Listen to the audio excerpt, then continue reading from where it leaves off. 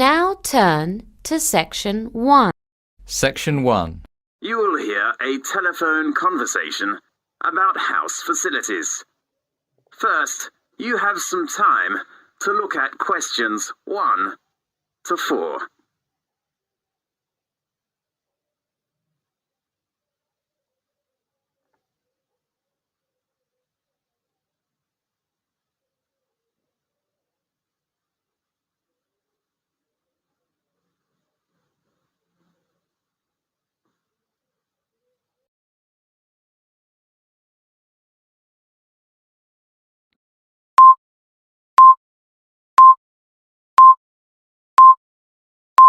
Listen carefully and answer questions 1 to 4. Good morning, Campus Flat Agency. How can I help you? Good morning. I'm ringing to complain about problems with my flat's facilities. Fine. May I take down your details first? Yes, What's your name? Kevin Green. Okay, Kevin. And your address? I live in International House in the South area. Your room number? My room number is 16C, On which floor? the 3rd floor. Okay, 3rd floor, room 16C. Are you a registered student at the university? Yes, I am. What's your registration number? It is KG6037. Okay, what's your faculty? Computer science. How long is your flat lease? I'm not sure. Let me check. It is 1 year. How long have you been in the flat? Just 2 months. Now, look at questions 5 to 10.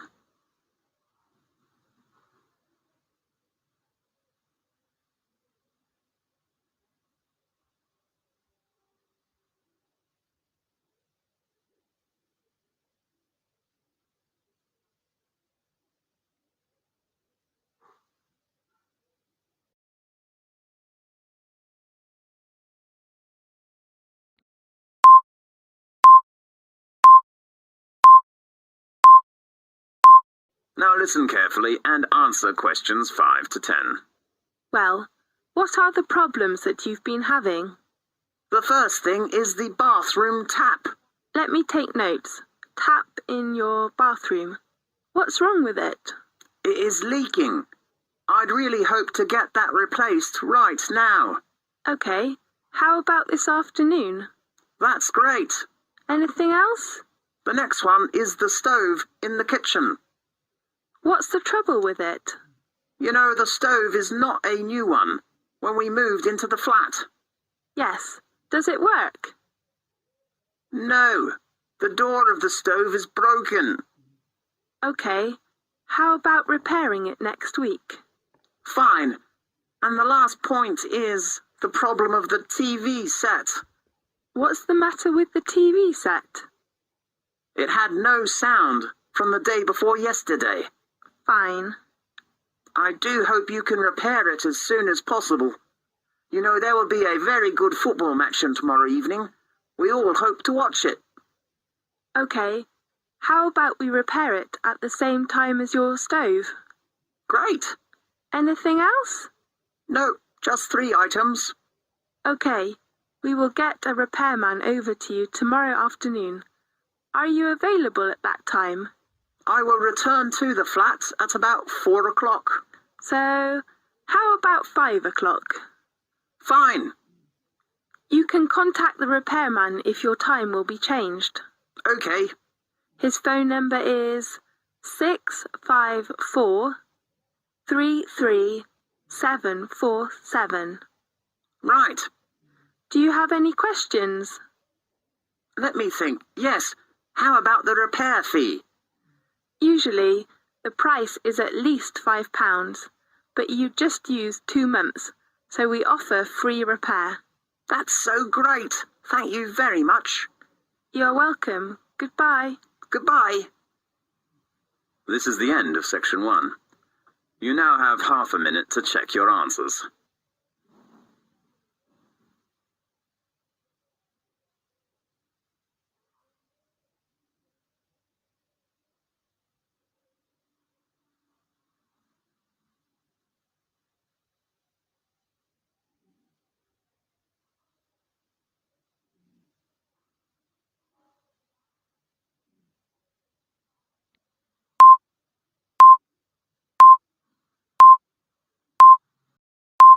Now, turn to Section 2. Section 2. You will hear a lecture about a sports centre. First, you have some time to look at questions 11 to 15.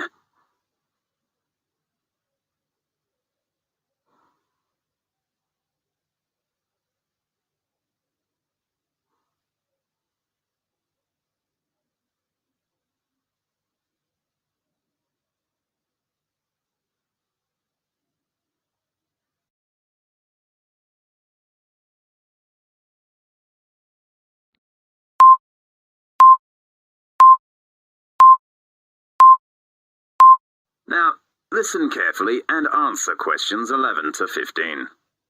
Welcome to the Edge Climbing Center. I'm Jason White, Manager Assistant. I'd like to give you an introduction about the Climbing Center.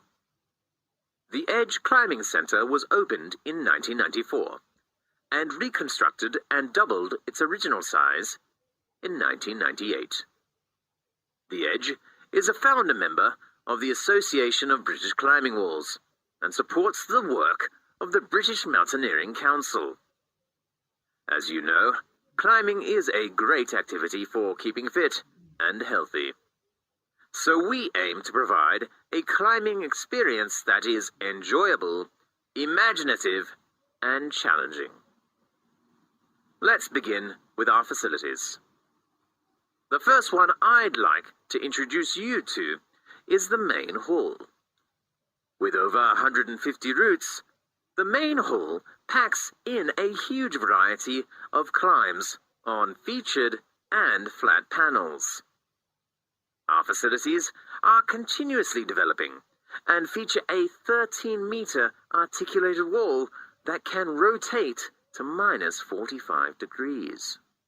Easier routes can be top-roped. Other routes have quick draws in place of the lead climber. We think we have every angle covered. Our bouldering area is one of the best of its kind in the country. A mixture of flat panels and featured walls provide overhanging cracks, flakes, pockets, and corners. There are angles to suit everyone, from the beginner to the most experienced climber. Located just next to our bouldering area is the small warm-up wall.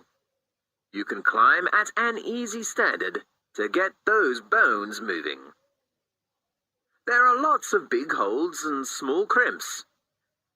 In addition, it is also equipped with top ropes that are ideal for demonstrating techniques to novices. Our cafe is a relaxing place to have a rest between climbs with plenty of choice. We sell tea, coffee, and soft drinks, as well as a range of mouth-watering cakes. The Edge has 2 changing areas located on the upper floor. There are also toilets, washing facilities, and lockers. Locker keys are available from reception. Now, look at questions 16 to 20.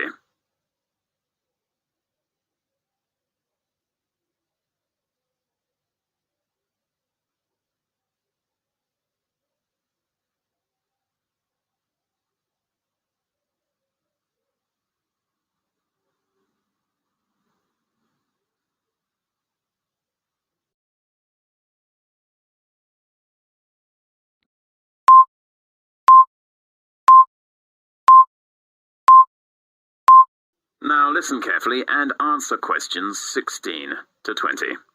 At the Edge, you can pay per visit or save on course fees by becoming a member. We have 3 types of membership. Gold membership is ideal for regular visitors. Our Gold membership packages are available for 6 to 12-month periods. You should pay £18 for half a year and £30 for 1 year. You do not need to pay any course fees. The fee of our 12-month silver membership package is £20. Climbers have to pay £1 for each course. Both gold membership and silver membership is offered to climbers over the age of 18. Meanwhile, younger climbers, aged from 14 to 17, should try the bronze membership, which is more suitable. It has the same period and price as the silver membership. We open at 10 a.m. in the morning to 10:30 in the evening, from Monday to Friday. We are open until 8 o'clock in the evening on weekends. Please pay attention. We do not open on bank holidays. We also offer training courses, which are designed for inexperienced climbers on Monday and Wednesday evening. You can choose outdoor course or indoor course, depending on your needs. Usually, the indoor course is suitable for beginners. If you want to know more details about it, please visit our reception. Miss Morris will give you a hand. Thanks for attending the introduction lecture of the Edge Climbing Center. I hope you will enjoy our facilities in the future. This is the end of section 2. You now have half a minute to check your answers.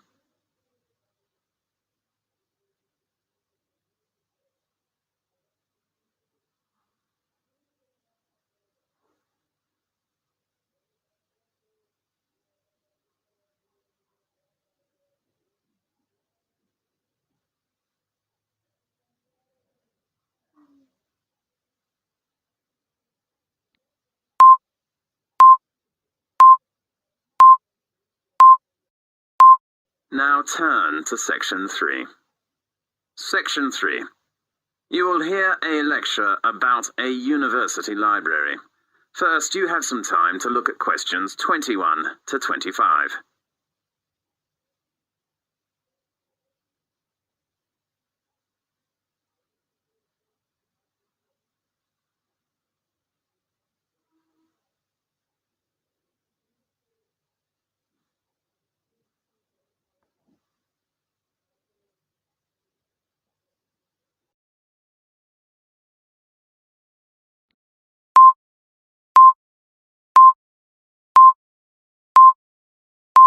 Now, listen carefully and answer questions 21 to 25.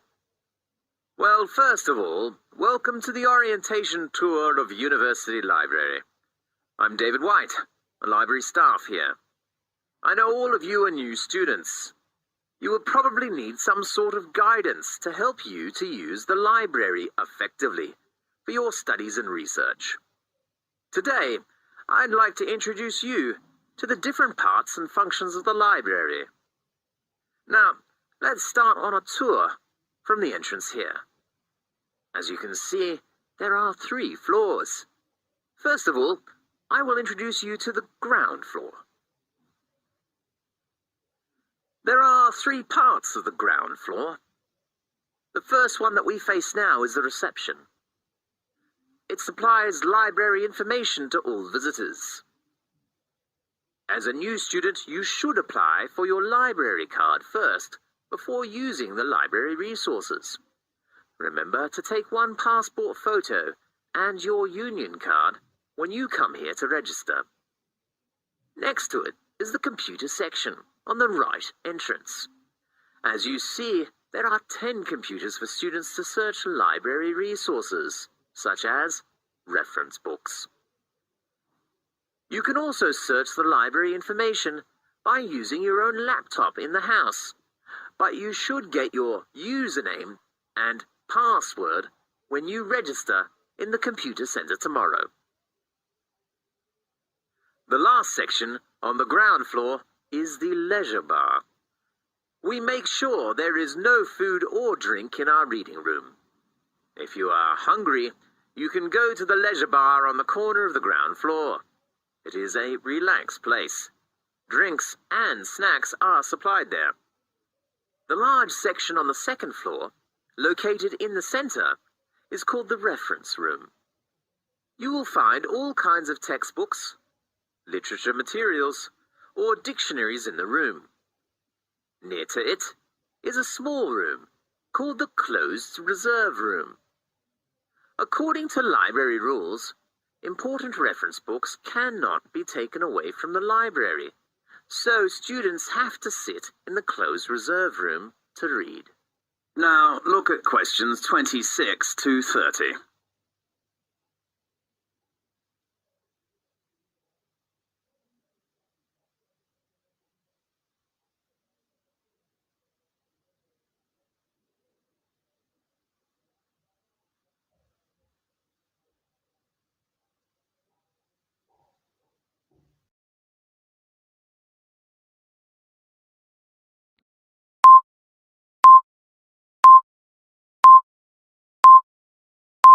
Now listen to the tape and answer the questions 26 to 30.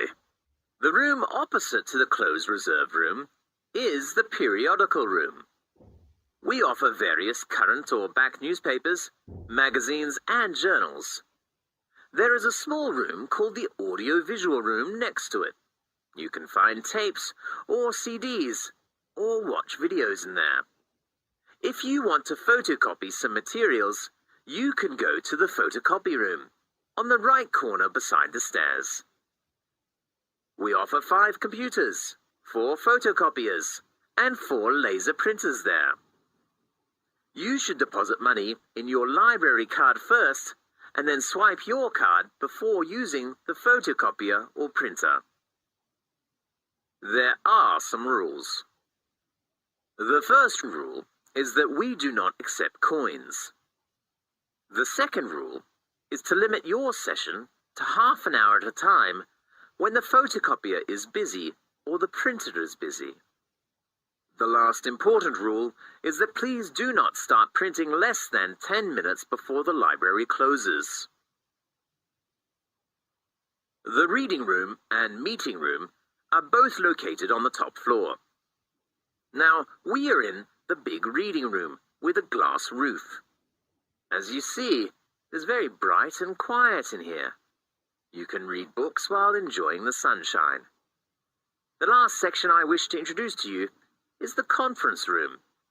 There are some different size rooms with a round work table and multimedia equipment for teachers and students to do group work.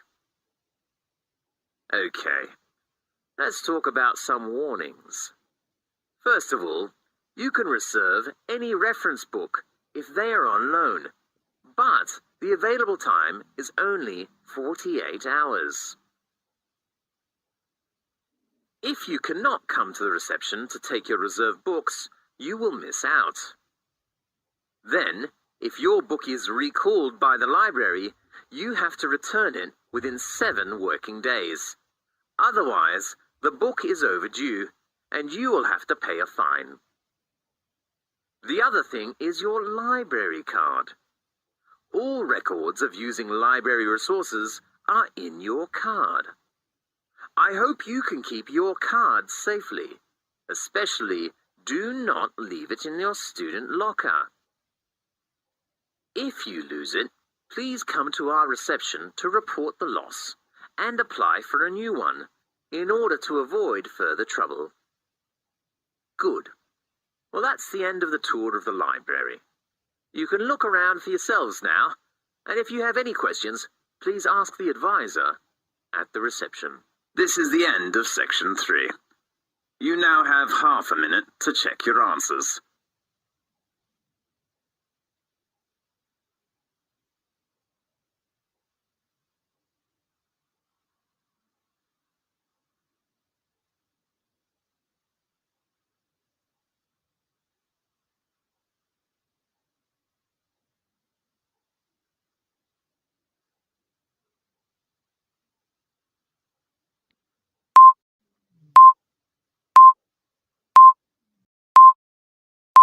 Now, turn to section 4. Section 4. You will hear a lecture about British holidays. First, you have some time to look at questions 31 to 40.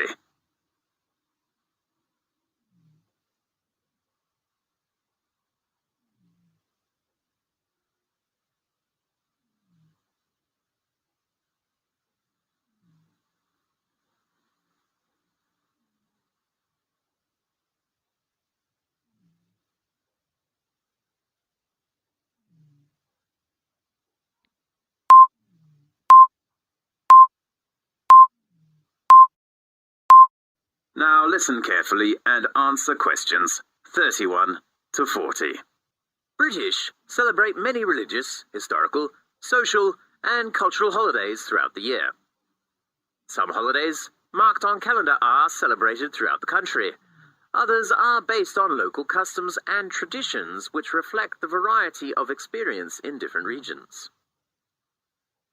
Britain remains mainly a Christian nation, but most Britons do not go to church regularly or engage in Christian worship. Because of immigration and changing beliefs, most of the world's religions are practiced in Britain, such as Hindu, Judaism, Muslim faith, and the Sikh. Christmas is the biggest and best-loved British holiday. While Christmas has a Christian meaning, it commemorates the birth of Jesus Christ. People usually celebrate Christmas by decorating homes and workplaces with colored lights and Christmas trees and ornaments and exchanging gifts. There are 3 traditional Christmas activities in Britain. One is the Christmas pantomime, a comical musical play. Another British Christmas tradition is to hear the Queen give her Christmas speech over television and radio. The British Queen is also the Queen of other nations, such as Canada and Australia, and so her speech is broadcast to millions of subjects throughout the world.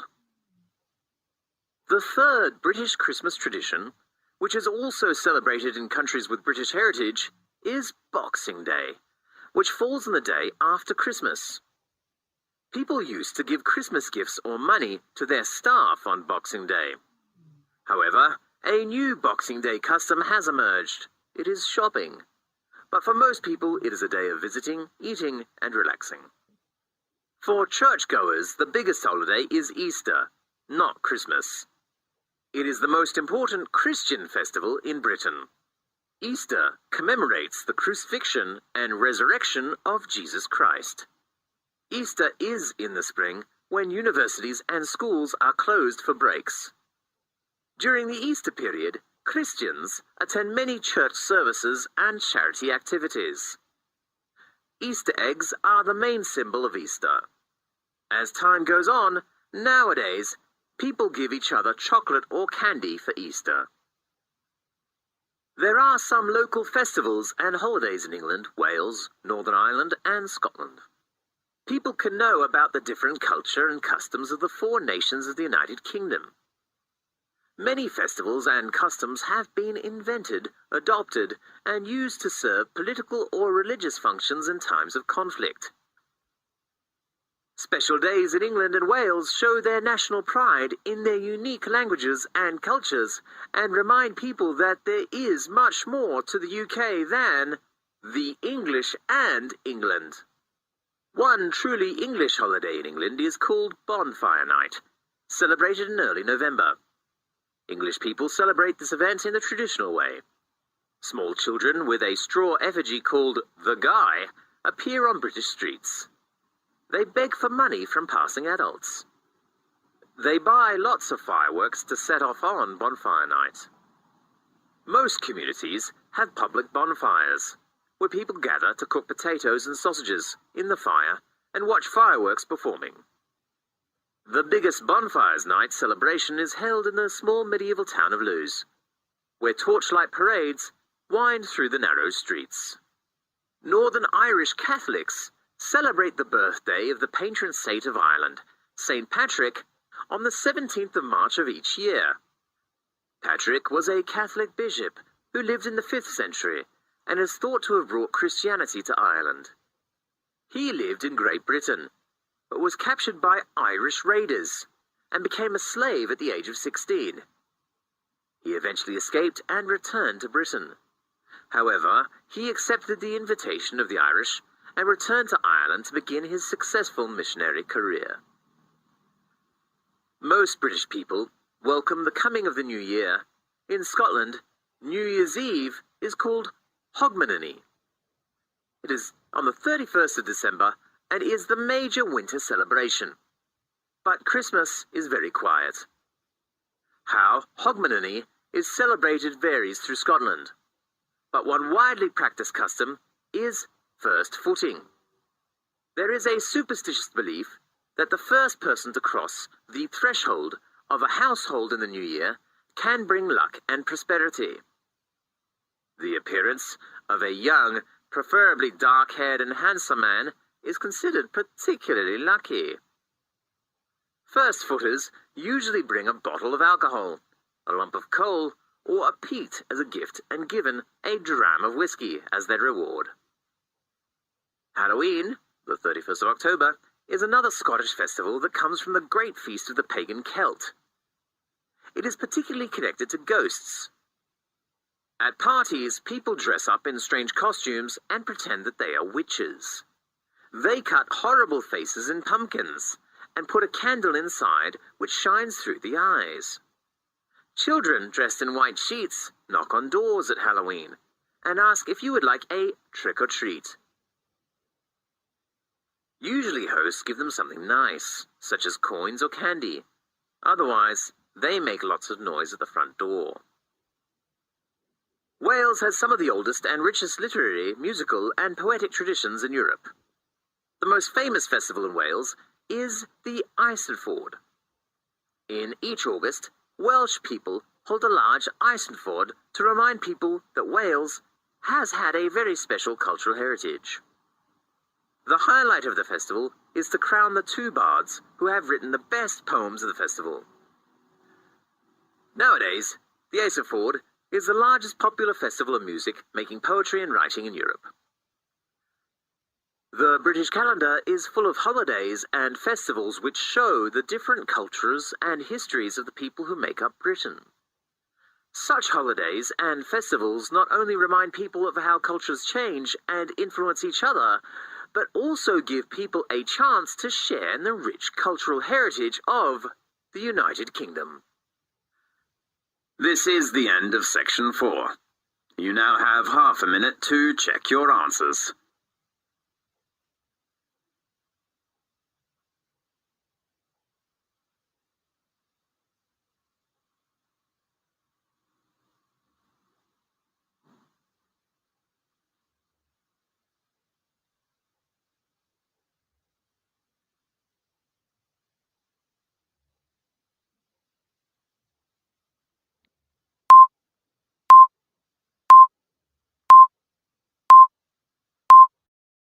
Thank you.